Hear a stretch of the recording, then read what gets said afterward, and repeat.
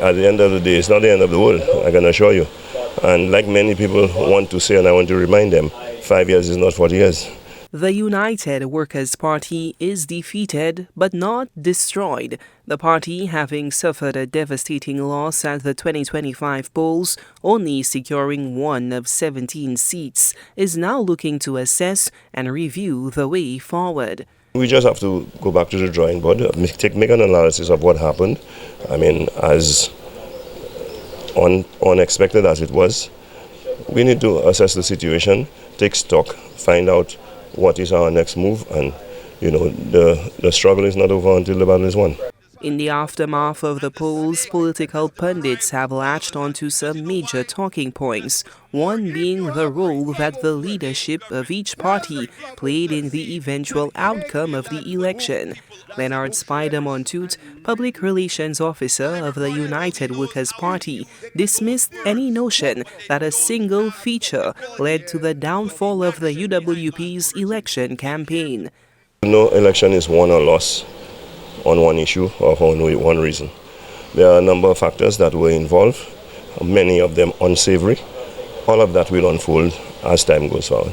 Montoute has joined the chorus of calls of UWP members who allege the detainment of opposition candidates and seizure of funds under suspicion of vote buying was a targeted operation that went beyond the pale and into the realms of abuse of rights. The opposition candidates were targeted because in the case of Tommy Descat, for example, he didn't even have the money on him.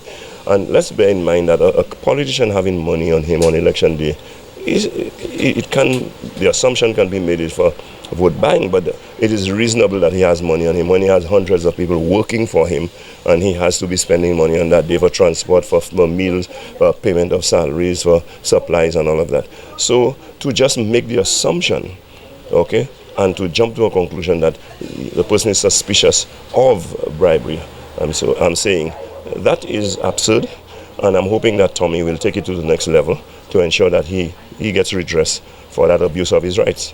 I mean, in the case of Guy Joseph, to confiscate a person's money and so on, I want to know which law in this country permits that. And of course, I hope Guy too will seek redress. For Montoute, the notion of candidates engaging in vote buying on the day in question was absurd. I am certain that the real vote buying was not addressed. You understand? Because Guy nor Tommy would not be so foolish enough if they were engaging in vote buying to do it themselves. And that is the obvious, logical, truth of the matter.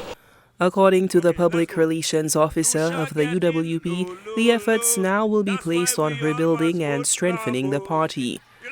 An election defeat will not mean the end of the UWP. We have gone through this before and we've come back stronger. Do not forget 1997, we were in a similar situation and we bounced back. We will bounce back. Montoute described the UWP as a party of principles and remains buoyed by the support it has seen from the public to continue to be a formidable force in the political arena of St. Lucia. Solange Alfred, HTS News Force.